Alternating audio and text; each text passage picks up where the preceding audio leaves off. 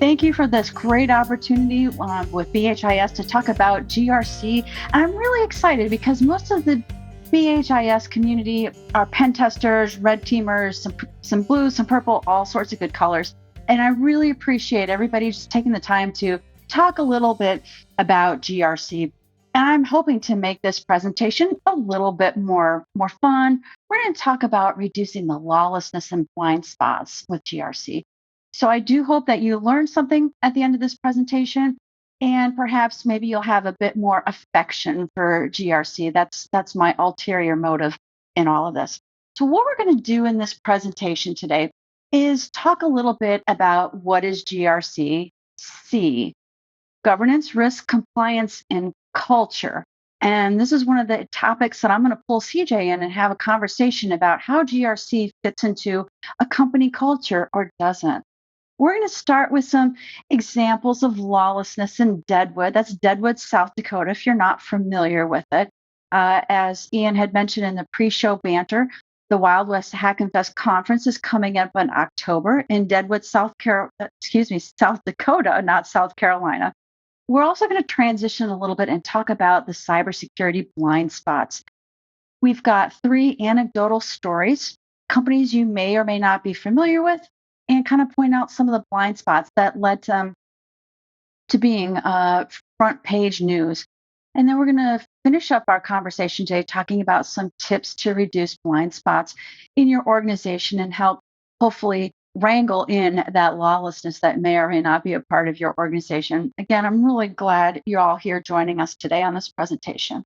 For those of you who have been to Deadwood, South Dakota, I'm having a hard time with that today, or those of you who are interested in coming out to the conference, I just thought I'd give you a quick little introduction. Deadwood, South Dakota was a mining town that was known for its lawlessness. It had liquor when liquor wasn't freely available. It had gambling. It had prostitution. It had narcotics, extortion. It was at first, I'm not a history person, but first it was in the Michigan territories and it was in the Dakota territories. Eventually, it became a state. But shootouts, fights, disagreements were quite common in Deadwood. It was a frontier town. It was nestled in the mountains where life was rough. If you've been there, you know that there's some exciting hiking, great roads, tall trees, and it was a place for characters. And one of those characters was a woman named Poker Alice Tubbs. And Alice Tubbs was trying to support herself in this renegade town, and she was an amazing poker player.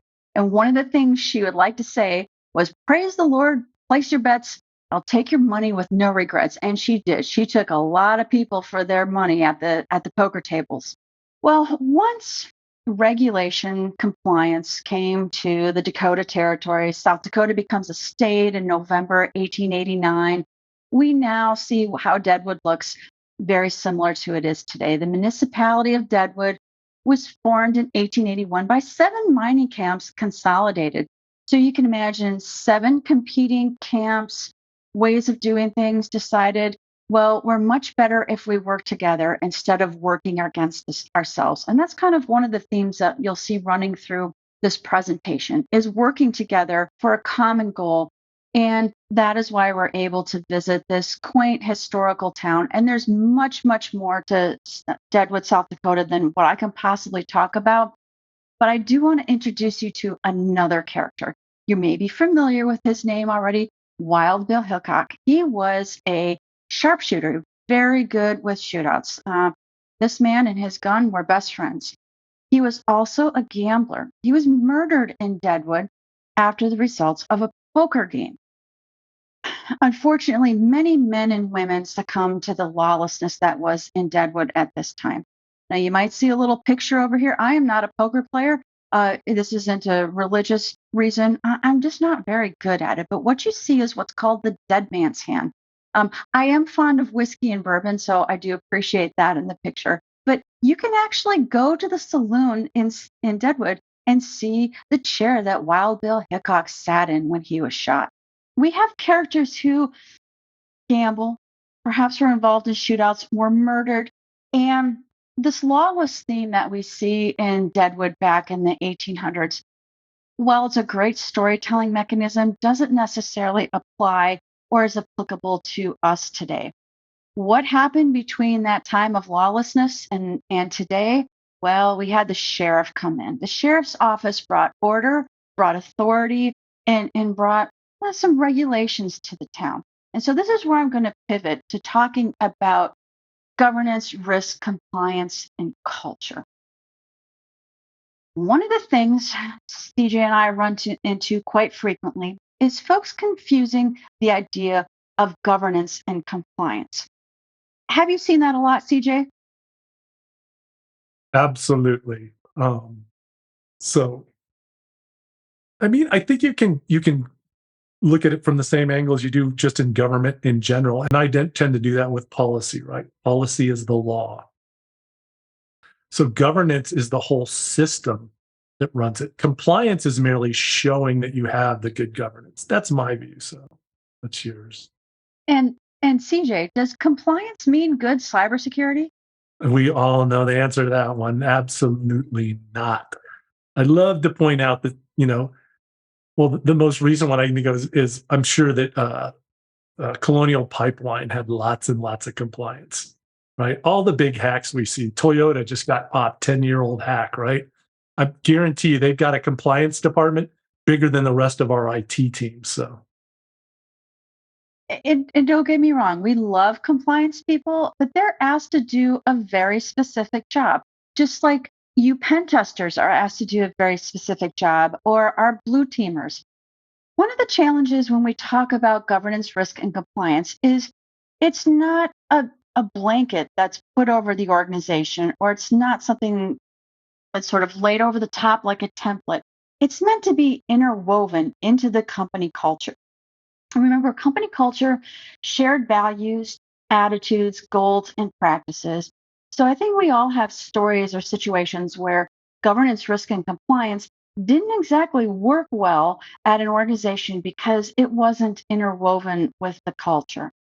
And what we'll see in the next couple slides are three examples of blind spots of where organizations didn't necessarily interweave their GRC program necessarily with their culture. hey, Kelly, Yes. before you leave that, I like to say that um, the way I look at all this policy, and I came from a heavy policy background in the government with NIST 800-53. And all these things are sort of a love-hate relationship for me. Um, every small and mid-sized business, and probably the big ones too, they hate kind of the nitnoid nature of this and compliance, especially, right? It's audits and writing things, these specific things. But there's a good and essential element behind that. And like I said, it's like the law. Um, and part of the problem is that people, like with cultures and things, if you don't have an explicit one or explicit policies, then you have implicit ones. And those implicit ones are liable to get you in trouble because it's not stated and it's not always shared. And so the focus on this is to, and I love this phrase always, don't let the tail wag the dog. We're trying to right size this. We're trying to do it as easy as possible and effective as possible because we know there's bad compliance and there's bad, but it can be done right. And that's what you're gonna to take us to here.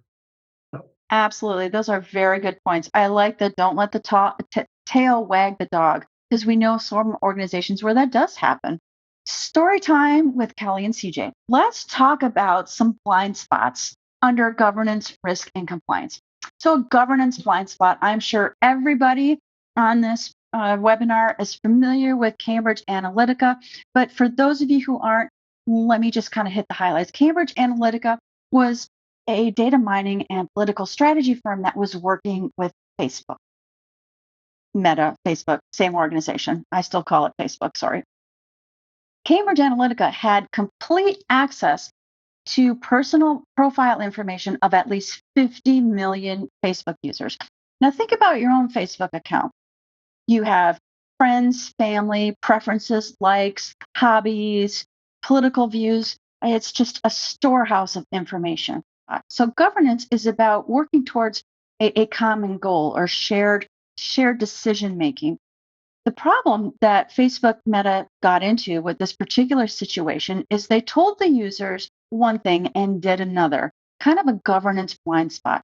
And the regulators, well, just honestly didn't care for that. So what happened is Meta was actually not only received a $5 billion fine from the US Federal Trade Commission, they were also involved in a class action lawsuit. And those of you who don't know this yet, it was a $725 million settlement, and you can actually go and claim money from that settlement.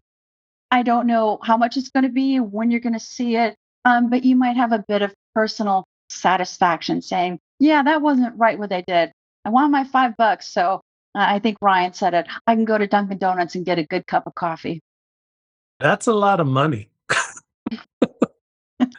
And I think that's definitely one of those things that I know GDPR, which you specialize in and stuff, they've got some hefty sticks, not carrots and sticks. There's some sticks out there, and that's what makes compliance is part of a game you play to minimize your financial risk. And so there's the minimum compliance, but then also effective compliance. So, Like to hear more about that in a little bit, CJ. okay. Let's talk about our next blind spot. This one kind of hurts. The Ubiquity data breach. I'm sure we have some Ubiquity customers on this webinar. I may or may not be a Ubiquity customer. I'll neither confirm nor deny. But back in December 2020, a then employee who had administrative access went over to Ubiquity's AWS services and GitHub services and was able to log in with elevated privileged access. And he had access to the source code. What he did, oh my goodness, I missed a little on my slide there. He actually posed as a hacker and went back to the company and demanded $2 million to get back the Ubiquity source code, Ubiquity wireless routing, if you're not familiar with the company. He said that he posed as a hacker and said, I have the source code, I want $2 million. And the nuance of the story, if you're not familiar with it, he also participated in the incident response activity that happened once he announced to the company that the source code had been accessed. Then went on and led them down a false trail in the incident response exercise and said, well, there was some mysterious external hacker that had penetrated the company's AWS resources. Now, I'm going to ask a question, but the answer is on the slide here. What was the blind spot here? Yeah, insider threat. If your organization doesn't think about insider threat, there is an insider threat program that you can look at implementing. That's probably a whole nother webinar. But I know all of us on this webinar believe, we like to think the best of people, that people are good. But what was it? Is it Ron Reagan who said, trust but verify?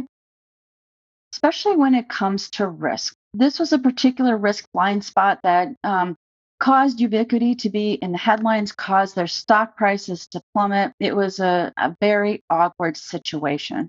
So the insider threat thing is just one of the most horrendous risks you face and a hard one to fight. In fact, I was on a compliance call yesterday with a company that was upset that we don't implement DLP here.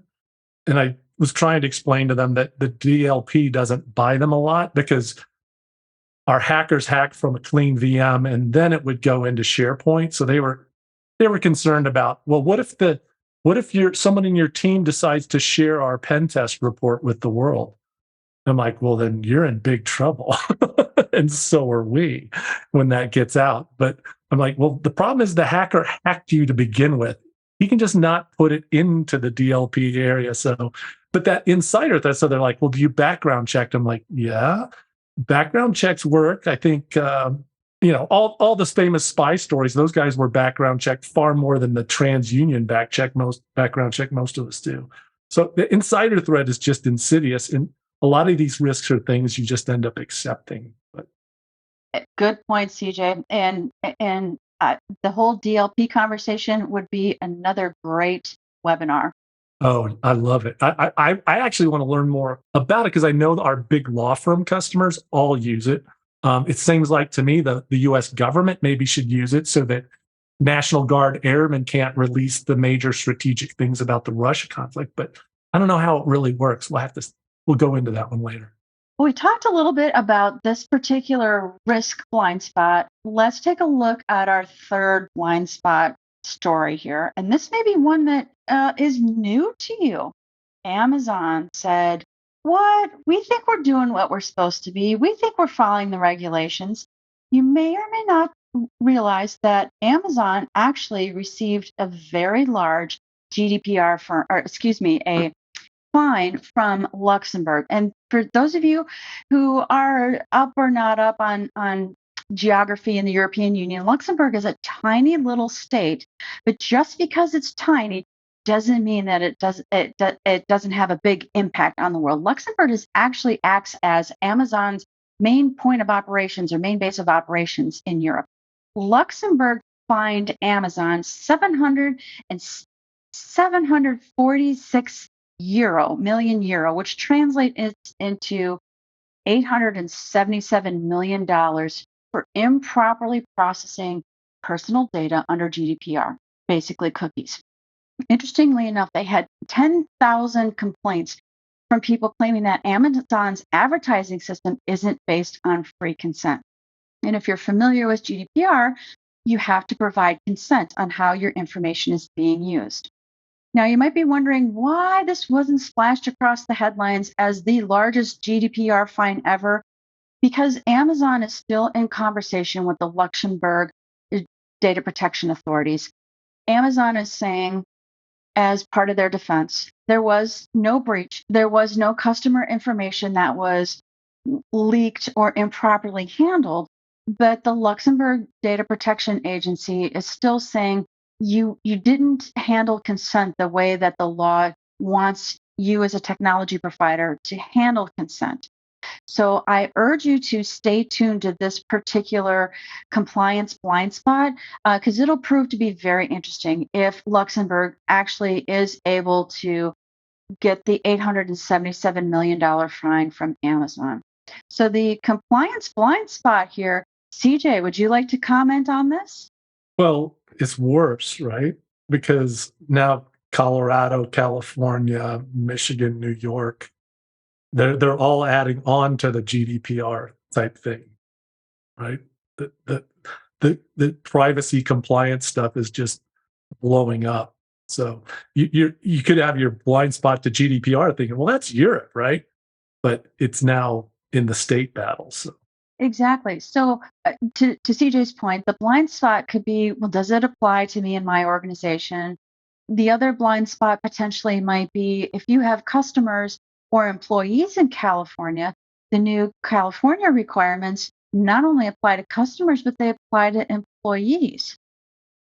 And one of the things to help with this particular blind spot is if it's hard for you to keep track of all of these updates and privacy laws, there are companies that provide tracking devices. If you're not familiar with the International Association of Privacy Professionals, IAPP, they've got fabulous resources to keep up on this.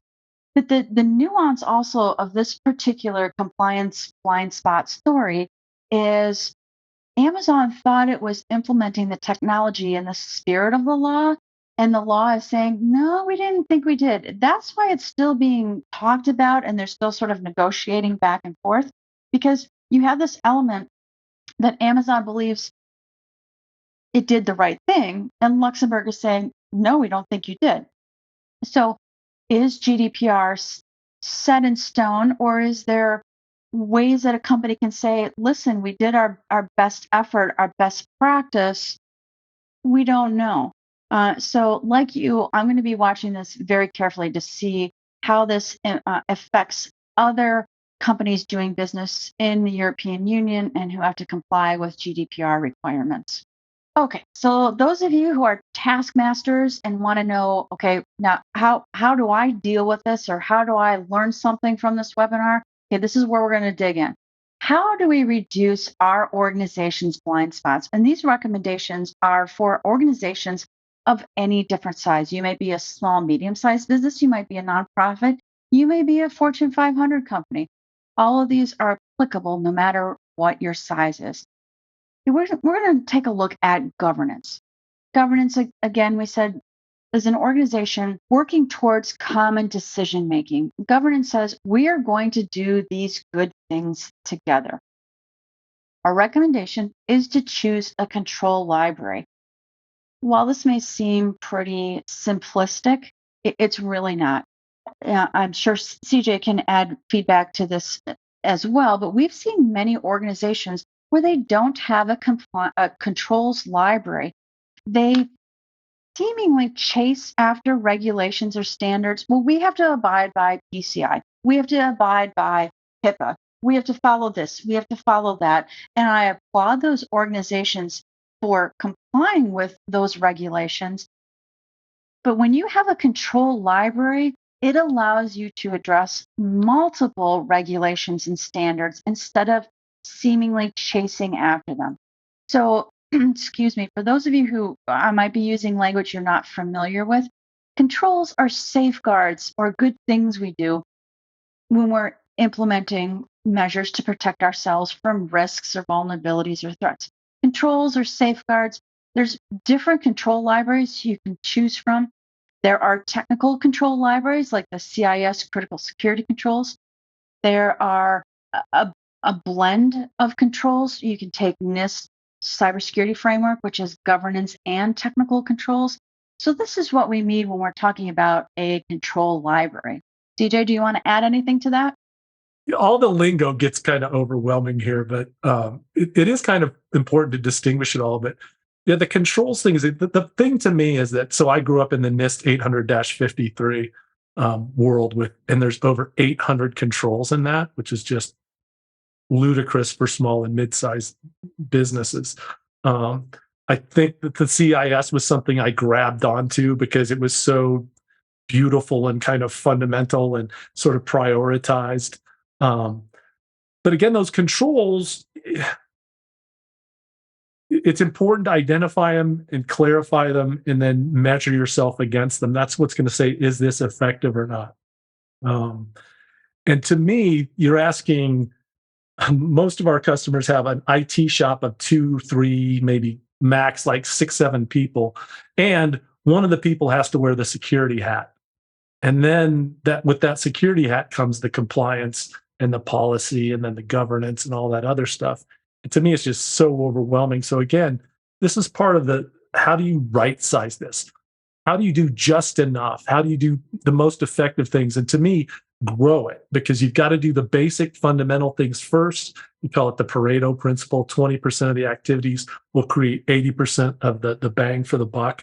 And figuring that out on your own, and when that's not your primary job, it's just can be so overwhelming. So my answer has always been steal, use other people, use other resources, find best practices, and make the whole thing tolerable and effective.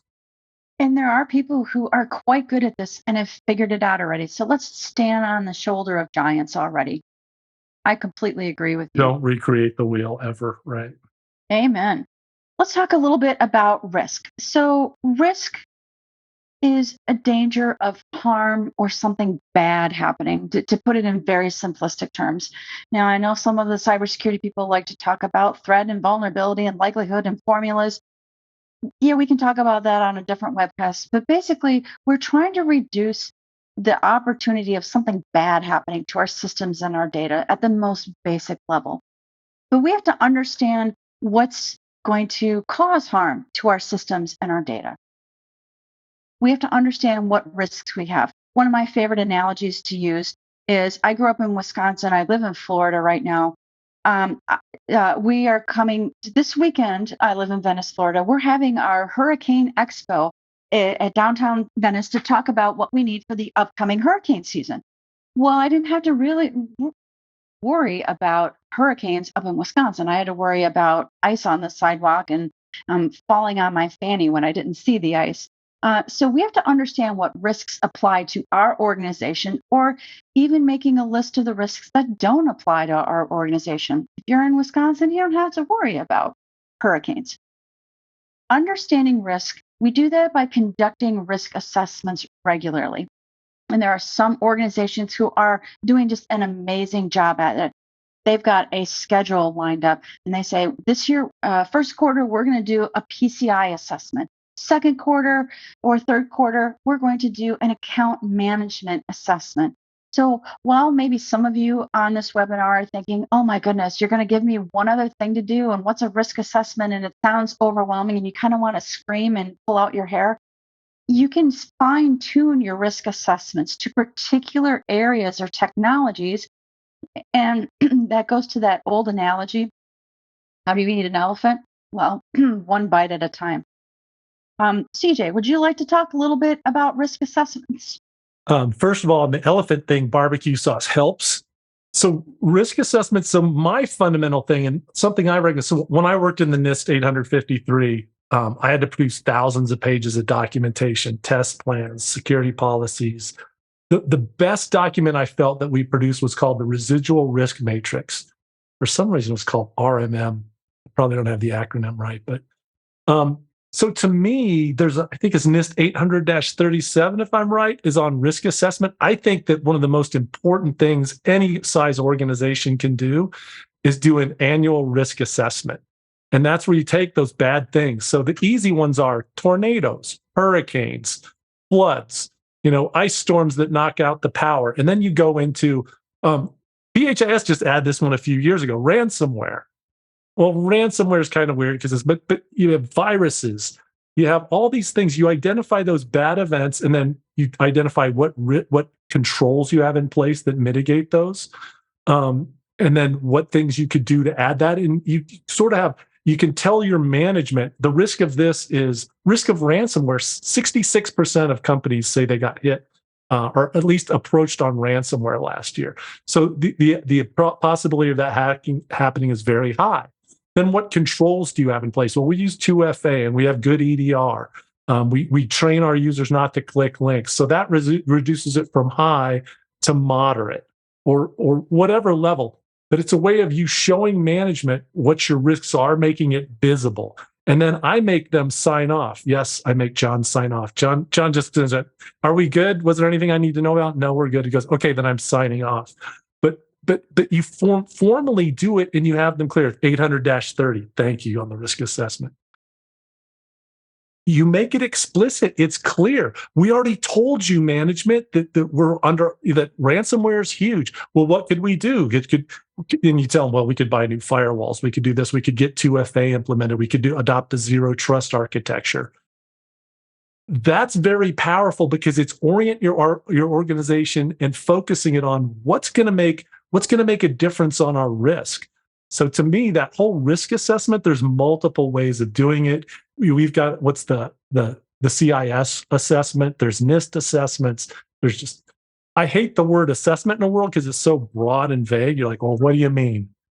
What do you mean? What do you mean by assessment? And so you got to be very clear about what your goals and objectives are around that. But a self-assessment is a big deal. So I had this comment earlier when you said, what are your tips to reduce blind spots? And I'm like, look for them.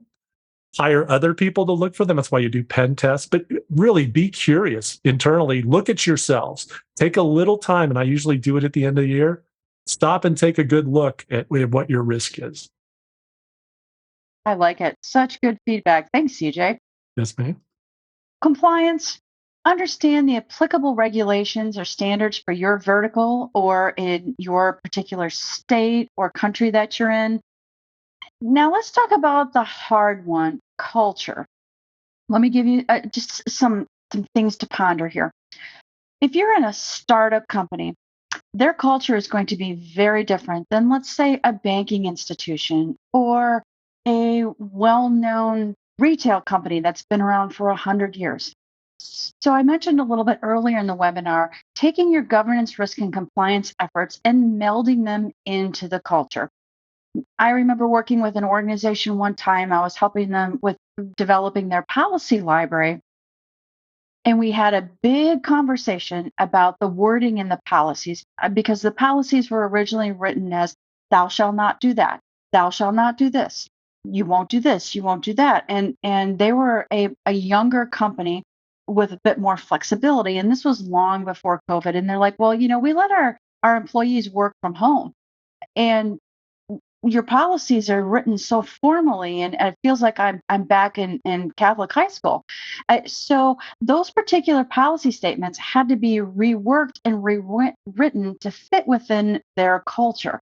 Now, if I were to take those policies that were written for a more agile startup culture and transfer them to a bank, those wouldn't really fit because we don't really want flexibility and agility at the bank. We want tried and true procedures. We want to know that their security controls are in place. So culture is, like I mentioned a little bit earlier, it's the second C in GRC that we don't talk about. Yeah, that's gotten to be one of my hats too, besides HR, is you could call me the CCO, Chief Culture Officer, because I've tried to take what BHIS had, and as we grow, identify it. So that culture, though, applies to every angle: how you do business, what you value, how you do security, the importance of those things. So again, to me, anything like that, less like policy, it's worth making your culture explicit, because once you see it, then you can change it or preserve it or whatever it is you need to do. And I'll add to that too, that culture is more than just a company's mission statement. Do companies still write mission statements? Yes, they do. Although everyone frowns on it and think it's a bullshit bingo term. Missions are, again, you have one. Your company has one. And sometimes they make a formal one that doesn't really, it's a bunch of gobbledygook, and no one really resonates to it. And so that's, again, like, it's like bad compliance or bad anything, a bad mission statement. But you have mission statements.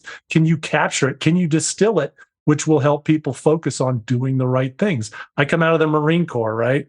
I can tell you the mission of the Marine Corps: close with and destroy the enemy by fire and manure. It's the rifleman's thing. That's core. And the reason, you can say what you want about the Marine Corps, we all love, hate it, but it is a very effective organization. And it's because they are crystal clear about what their major missions are. And I'm going to tag on what you just said there, CJ. All the folks that are on this webinar, you are soldiers in this particular, I don't want to call it a battle, let's call it an endeavor, because I know maybe some of you have some hurts that you're in cybersecurity and people don't listen to you, they don't do the right thing. We insert eye roll when it comes to our user community. But honestly, when it comes to culture, we're protectors. We are people who are looking out for the organization's best interests, for our fellow employees' best interests. So I don't want you to feel like, culture, that's the marketing people, that's the people who bring donuts into the office. You too are a soldier and a foundation to your company's culture. And if you feel like you're not being respected in cybersecurity or privacy, talk to somebody about that. And maybe we talked a little bit about tone in policies and documents. Maybe that's a place to start looking at. Maybe making the tone more inclusive, less thou shalt, but we want to reach this goal together, and this is how we do it. So culture sneaks up in many different ways, not just in mission statements, but culture will show up in emails, a cultural value. Or do you work in an organization where people are usually late to meetings? Or do you at a culture like at BHIS? I find that people are 2 to 3 minutes early for every meeting that I've attended with them. So that's some of these cultural items. Maybe it'll give you something to think about as you go through the rest of the day and look at the organization you're with. Thanks for watching. Don't miss part 2 of this series coming up next.